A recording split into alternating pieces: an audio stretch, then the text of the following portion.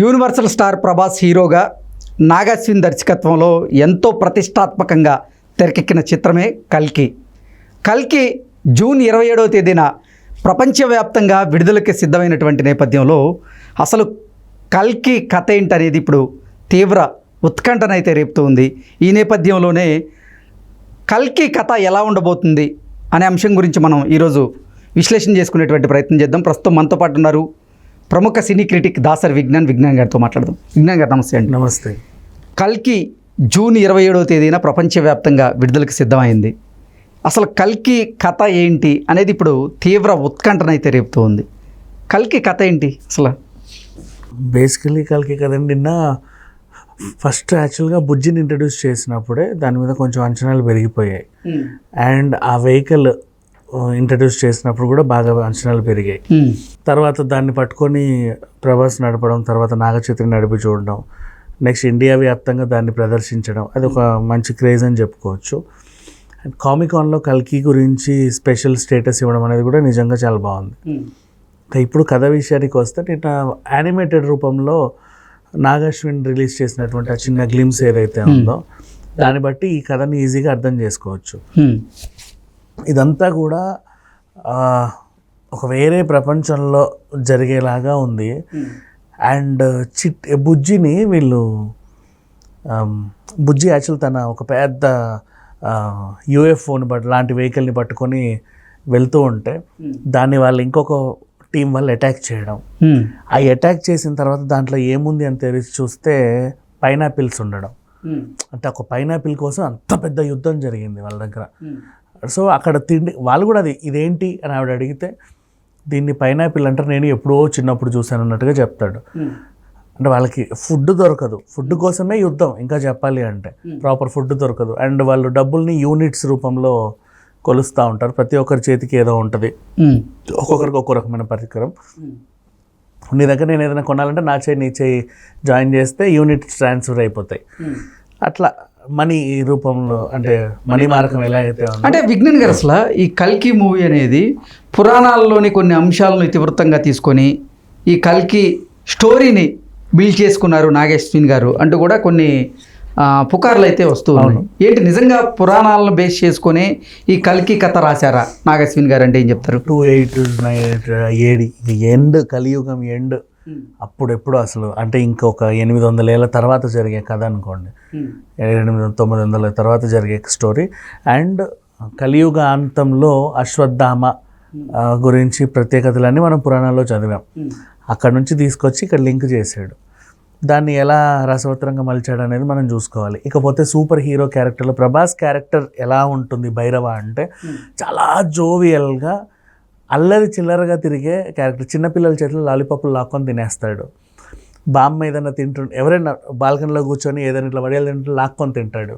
అయిపోయి ముసలిదానా అన్నట్టుగా అట్లా వెళ్తూ, అంటే సరదాగా ఆ ఏరియాలో భైరవ కొంచెం ఎట్లా అంటే ఒక టైప్ ఆఫ్ చిచ్చోర క్యారెక్టర్స్ ఉంటారు కదా, అలా ఉంటూనే ఏదో సాధించాలి. అతనికి యూనిట్స్ కావాలి ఎదగడానికి.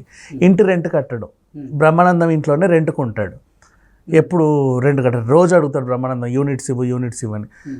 దొంగతనంగా ఇంట్లోకి వస్తాడు. ఎరా దొంగతనంగా ఇంటికి రావడానికి నీకు సిగ్గు లేదా అంటే, దొంగతనంగా నా ఇంటికి నన్నే రప్పించడానికి నీకు సిగ్గు లేదా అంటాడు. అంటే నువ్వు అంత స్ట్రిక్ట్ పెడుతున్నావు కాబట్టి నేను ఇట్లా రావాల్సి వస్తుంది అని. ఈ టైప్ ఆఫ్ కన్వర్షన్. ఒక వెహికల్ రెడీ చేయాలనుకుంటాడు. ఆ టైంలో అంటే తనకు కూడా ఒక మంచి బండి కావాలన్న ఇదిలో ఉంటాడు. స్క్రాప్ కోసం వెతుకుతా ఉంటాయి. ఒక స్క్రాప్లో బుజ్జి కనిపిస్తుంది. అప్పుడెప్పుడో యూఎఫ్ఓ తీసినప్పుడు, కబ్జా చేసినప్పుడు బుజ్జి పడిపోయింది స్క్రాప్లో. అప్పుడు పడ్డ బుజ్జి పైకి వచ్చి ప్రభాస్కి హెల్ప్ చేస్తా తను స్కాన్ చేస్తూ పార్ట్స్ అన్నీ వెతుకుతుంది. ఆ పార్ట్స్ అన్నీ దొంగిలించి తీసుకొచ్చి ఒక మంచి వెహికల్ని తయారు చేస్తాడు ప్రభాస్. నీ చేత నేను చేయించుకున్నాను, ఈ వెహికల్ నాది అని బుజ్జి కొట్లాడుతుంది. తర్వాత ఇద్దరు ఒక అండర్స్టాండింగ్కి వస్తారు, సరే డీల్ అని. అలా వీళ్ళ ప్రయాణం సాగుద్ది. కల్కి సైన్స్ ఫిక్షన్ కాబట్టి ఏంటి అసలు ప్రభాస్ పాత్రకి కొన్ని ప్రత్యేకమైనటువంటి శక్తులు ఏమైనా ఉంటాయా? శక్తులు అంటే ఇన్ సెన్స్ ఆ టైంలో సాంకేతికత బాగా డెవలప్ అవుద్ది, కానీ వీళ్ళు పూరే. ఎంత సాంకేతిక డెవలప్ అంటే అదే చెప్తున్నాం కదా, ఇట్లా అంటేనే ఏవేవో వచ్చి రావడం అవన్నీ ఉంటాయి. బట్ వీళ్ళు పూర్, డబ్బులు ఉండవు వీళ్ళ దగ్గర. బాగా సైన్స్ బాగా డెవలప్ అయ్యి ఇప్పుడు నేను ఇట్లా అనగానే ఇట్లా గాల్లో మనం చూస్తాం కదా, ల్యాప్టాప్లని అటు ఇటు చేసినవి చాలా సినిమాల్లో చూసాం. దానికి మించి 500 ఏళ్ళ తర్వాత కూడా బాగా సాంకేతిక డెవలప్ అవుతుంది. నేను నీతో మాట్లాడాలనుకుంటే కూడా జస్ట్ ఇటు అనేసి నీతో మాట్లాడేసేయచ్చు, అంత డెవలప్ ఉంటుంది. బట్ జేబులో డబ్బులు ఉండవు, అట్లా అనమాట. దాన్ని ఆ టైప్ ఆఫ్ జోనర్లో అంటే అంత సాంకేతికత డెవలప్ అయిన టైంలో కూడా పేదరికం ఎలా ఉంటుంది, ఆ టైప్లో ఆ పేదరికం అనుభవిస్తూ అందులో గల్లీలో తిరిగే ఓ చిల్లర కుర్రాడి కదా ప్రభాస్. కానీ ఫుల్ హైలీ ఎడ్యుకేటెడ్, అంటే అన్నీ బాగా యూజ్ చేసుకుంటారు. రోబోలు ఉంటాయి వాళ్ళ పక్క నుంచి. రిచ్ పీపుల్ ఏమో గాల్లో చక్కగా ఏవో వింత వింత వాహనాల్లో తిరుగుతూ ఉంటారు. పూర్ పీపుల్ ఏమో ఇంకో రకమైన వాహనాల్లో తిరుగుతూ ఉంటారు. ఇట్లా డిఫరెంట్ కైండ్ ఆఫ్ జోనర్ని ఎంచుకున్నాడు. ఓకే, ఏంటి అంటే ప్రభాస్ ఫ్యాన్స్ అందరూ కూడా ఆతృతగా ఎదురు చూస్తూ ఉన్నారు కల్కి ట్రైలర్ కోసం. కల్కి ట్రైలర్ జూన్ 10వ తేదీన విడుదలకి సిద్ధమవుతోంది. అలాగే జూన్ 27వ తేదీన మూవీ ప్రపంచవ్యాప్తంగా విడుదలకి సిద్ధమవుతూ ఉంది. ఏంటి అసలు షూట్ అంతా ఫినిష్ చేసుకొని ఎక్కడెక్కడ షూట్ చేశారు? మన ఇండియాలోనే షూట్ జరిగిందా లేదంటే ఇతర దేశాల్లో షూట్ జరిగింది? మొత్తం సీజీ వర్కే, మ్యాక్సిమం సీజీ వర్కే, అంతా స్టూడియో వర్కే ఎంత కాదనుకున్నా కూడా. అండ్ నెక్స్ట్ మనకి అశ్వత్థామదే రిలీజ్ అయింది, ప్రభాస్ది రిలీజ్ అయింది, బుజ్జిని మాత్రం రివీల్ చేశారు. ఇంకా రివీల్ చేయాల్సిన క్యారెక్టర్లు బోల్డ్ ఉన్నాయి. కమల్ హాసన్ ఉన్నాడు, అవును, అమితాబ్ బచ్చన్ అశ్వత్థామ రిలీజ్ చేసేసారు కాబట్టి. Deepika Padukone powerful role and Disha Patani role, ఇట్లాంటి కొన్ని రోల్స్ అన్ని రివీల్ చేయాల్సిన అవసరం ఉంది. అండ్ ఇంకేమైనా కొత్త రోబోలు ఉన్నాయో లేదో తెలియదు. మరి ట్రైలర్ ఎలా ఉండబోతుంది? ట్రైలర్ అదే ఫస్ట్ వీళ్ళ క్యారెక్టర్స్ అన్ని మనకి ఇంట్రడ్యూస్ చేసిన తర్వాత దాని తర్వాత ట్రైలర్ రిలీజ్ అయ్యే అవకాశం ఉందని అనుకుంటాం. బట్ ఎక్కువ కాలం అయితే లేదు, ఇంకా 5 days మాత్రమే ఉంది. సో అంటే ముందుగా వీళ్ళ క్యారెక్టర్ని గ్లిమ్స్ రిలీజ్ చేయకపోతే వాళ్ళకి ఇచ్చిన ఇంపార్టెన్స్ వీళ్ళకి ఇవ్వలేదనే విమర్శ ఉంటుంది. పైగా ఇంకా దీంట్లో క్యామియోలు బోల్డ్ ఉన్నాయి. సీనియర్ నటి శోభన ఉందన్నారు, అండ్ మృణాల్ ఠాకూర్ ఉంది ఒక క్యామియో రోల్లో, రాజమౌళి గారు అండ్ అలాగే ఆర్జీవి గారు కూడా ఒక రోల్ చేస్తున్నట్టు, విజయ్ దేవరకొండ కూడా ఒక క్యామియోలో కనిపిస్తున్నాడు, రానా క్యామియోలో కనిపిస్తున్నాడు. ఇలా బోల్డ్ అన్ని రూమర్స్ ఉన్నాయి. అండ్ ఆ క్యారెక్టర్స్ అందరూ కూడా అంటే దీనికి న్యాయం చేయగలిగేలా ఉన్నా, లేకపోతే అవుట్ ఆఫ్ ద బాక్స్లో ఇంకోలాగా ఉంటుందా అనేది చెప్పలేము.